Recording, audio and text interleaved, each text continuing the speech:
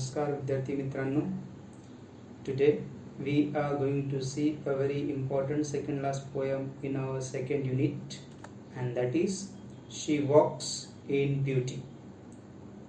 The present poem is written by a very well-known English poet, and his name is George Gordon Byron, popularly known as Lord Byron.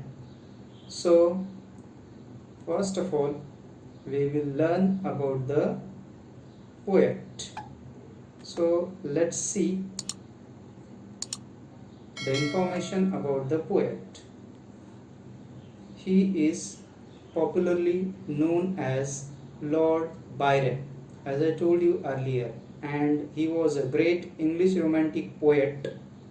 At the age of 21, after the Europe tour, he emerged as a famous poet. विद्यार्थी मित्रांनो,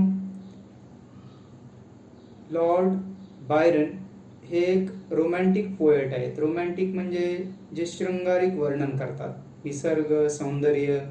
वयाच्या 21व्या वर्षी युरोपची tour केल्यानंतर ते एक poet म्हणून नावारूपास आले. So let's see about the poem now. This is a short lyrical poem celebrating female beauty. ही एक छोटीशी सुंदर कविता आहे ज्याच्यामध्ये एका स्त्रीचं सौंदर्य वर्णन केलेलं आहे.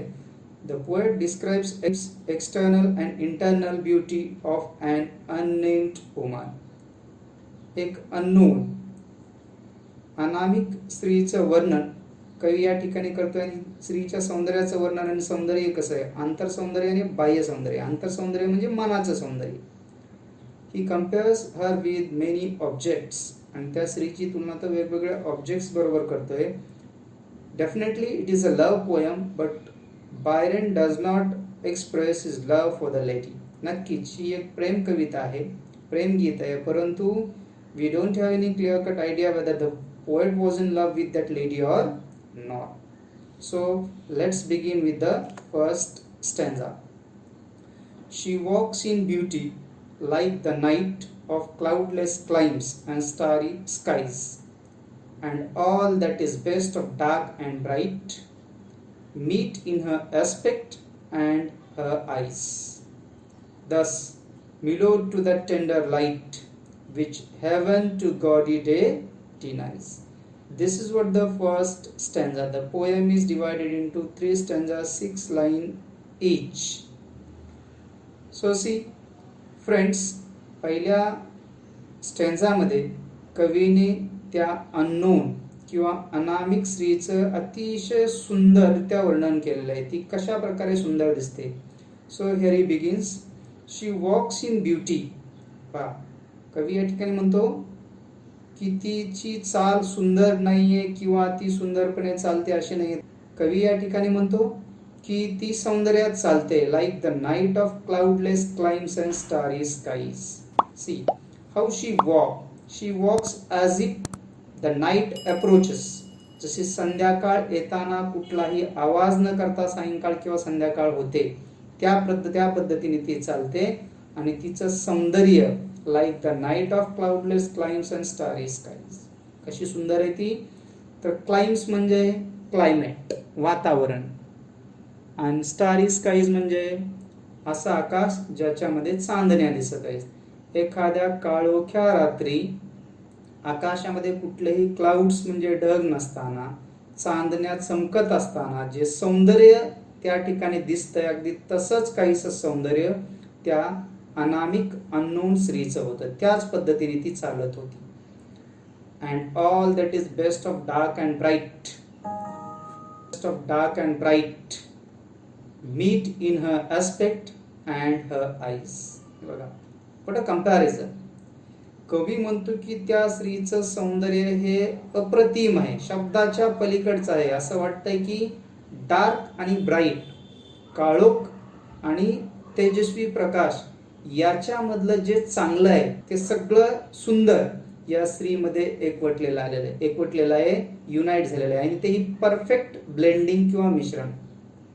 So you can see the features or the beauty that is the best in dark and bright in the aspect and her eyes. Aspect म्हणजे फीचर्स, तिचे जे काही वैशिष्ट्य आहेत आणि तिचे जे काही डोळे आहेत, या डोळ्यामध्ये तुम्हाला डार्क आणि ब्राईटचं कॉन्फ्लुएन्स, डार्क अँड ब्राईटचं मिक्सचर, संगम तुम्हाला बघायला मिळेल. आणि तेच या ठिकाणी तुम्हाला दाखवलं गेलेलं आहे. Thus mellowed to the tender light which heaven to gaudy day denies. आणि शेवटच्या 2 ओळीमध्ये कवी या ठिकाणी म्हणतो की thus mellowed to the tender light, MELLOWED. mellowed means made soft and smooth, एखाद्याला सॉफ्ट करणे किंवा स्मूथ करणे. which heaven to gaudy day denies. आणि तिचं जे काही सौंदर्य आहे, तिचं सौंदर्य एवढं छान, एवढं सुंदर आहे, ती एवढी सुंदर दिसते की तिच्यातलं जे सौंदर्य आहे ते दिवसाला सुद्धा देवाने दिलेलं नाही. विद्यार्थी मित्रांनो, आपण या ठिकाणी पाहूया. Thus mellowed to the tender light which heaven to gaudy day denies. See, mellowed means made soft and gaudy means bright and showy. तर अशा पद्धतीने कवी या ठिकाणी म्हणतोय की तिच्या सौंदर्यामध्ये जे काही नाजूक आहे ते तुम्हाला बघायला मिळतं, जे काही अप्रतिम, जे काही सुंदर आहे ते तुम्हाला बघायला मिळते. जे ईश्वराने, देवाने एखाद्या दिवसाला सुद्धा सौंदर्य दिलेलं नाही, ते सौंदर्य त्या स्त्रीमध्ये आहे. This is what the first stanza. Let's move to the second stanza. One shade the more, one ray the less, had half impaired the nameless grace. बघा, कवी या ठिकाणी काय म्हणतोय की one shade the more, one ray the less. एक जरी shade जास्त झाला असता, एखादी गोष्ट जरी जास्त झाली असती किंवा एखादी गोष्ट जरी कमी झाली असती, had half इम्पेअर्ड the nameless grace. Nameless grace म्हणजे शब्दामध्ये वर्णन करता येणार नाही असं सौंदर्य. मग कवी या ठिकाणी म्हणतो की याच्यातली एकही गोष्ट कमी किंवा जास्त झाली असती तर तिचं सौंदर्य स्पॉइल झालं असतं, ते खराब झालं असतं. Which waves in every raven tress. या ठिकाणी raven means it's a type of a bird that belongs to the crow family, having very shiny feathers. कावळ्यासारखा एक पक्षी ज्याचे पंख अतिशय काळे आणि चमकणारे असतात. आणि ट्रेस मीन्स हिअर्स, केस ज्याला म्हणतो आपण, लॉक्स ऑफ हिअर, केसांच्या बटा. बघा तिचं सौंदर्य कशामध्ये दिसतंय.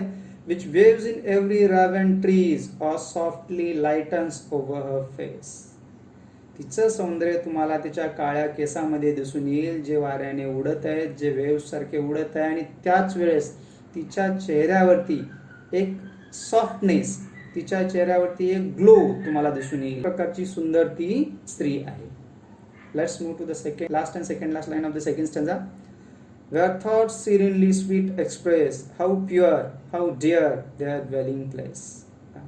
आणि त्या चेहऱ्यावरचे जे काही विचार आहेत ते कसे आहेत. सिरिनली म्हणजे शांत, अतिशय सुंदर विचार तिच्या चेहऱ्यावरती एक्सप्रेस होत आहेत. आणि तिचे विचार एवढे सुंदर असतील, कवी म्हणतो how pure, how dear their dwelling place. Dwelling place means mind of heart. विचारांची उत्पत्ती ज्या मनामध्ये होते ते मन किती प्युअर, किती शुद्ध आणि किती सुंदर असेल. This is what the meaning of the second stanza. Let's move to the third and last stanza. And on that cheek and over that brow, so soft, so calm, yet eloquent. कवी पुढे म्हणतो की गालावरती आणि भुवयाच्या वरती, चीक म्हणजे गाल आणि ब्रो म्हणजे भुवई, त्याच्यावरती म्हणजेच फोरहेड कपाळावरती. सो सॉफ्ट, सो काम, येट एलोक्वेंट. गालावर आणि आयब्रोच्या वरती अतिशय शांत, काम म्हणजे क्वाईट, सॉफ्ट म्हणजे नाजूक, अँड येट एलोक्वेंट. असं वाटतंय की जसं काही आयब्रोज आहेत, चीक्स आहेत, ते एलोक्वेंट म्हणजे एक्सप्रेसिव्ह, बोलके आहेत, बोलणारे आहेत, प्रत्येक वेळेस त्याच्यातून काही भावना व्यक्त होतात. The smiles that win, the tints that glow. तिच्या चेहऱ्यावरचे असणारं हास्य हे विजयाचं हास्य आहे. ती ज्याच्याकडे कुणाकडे बघून हसते त्याचं मन जिंकते. The tints that glow, tints means colour, fair colour. आणि तिचा जो काही वर्ण आहे, तिचा जो काही रंग आहे तो अतिशय गोरापान आहे, तो ग्लो करतोय, चमकतोय. But tell of days in goodness spent. आणि या सगळ्या गोष्टीतून आपल्याला एक गोष्ट लक्षात येते की या अनामिक स्त्रीचे पास्ट टेन्स मध्ये भूतकाळातील दिवस किती ऐशो आरामात आणि किती चांगल्या पद्धतीने गेलेले असतील. A mind at peace with all below, a heart whose love is innocent. आणि बघा या स्त्रीचं, अनामिक स्त्रीचं मन कसं आहे, अतिशय शांत आहे. Mind at peace with all below. मनामध्ये या स्त्रीच्या एकदम शांत आहे, शांती आहे, कुठलाही विचार नाही, कुठलीही काळजी नाही. A heart whose love is innocent. आणि या स्त्रीचं जे प्रेम आहे, that is what innocent. Innocent has a very specific meaning here. It means निष्पाप, without any aid, without any return, and that is what the meaning of innocent. या स्त्रीचं प्रेम हे अतिशय निष्पाप आहे. सो विद्यार्थी मित्रांनो, आपण या ठिकाणी शी वॉक्स इन ब्युटी ही पोएम पाहिली. Please subscribe my channel, hit the bell button and click on all so you'll get all notification of my videos. Just keep watching my lecture and enjoy it. See you in next lecture. Thank you.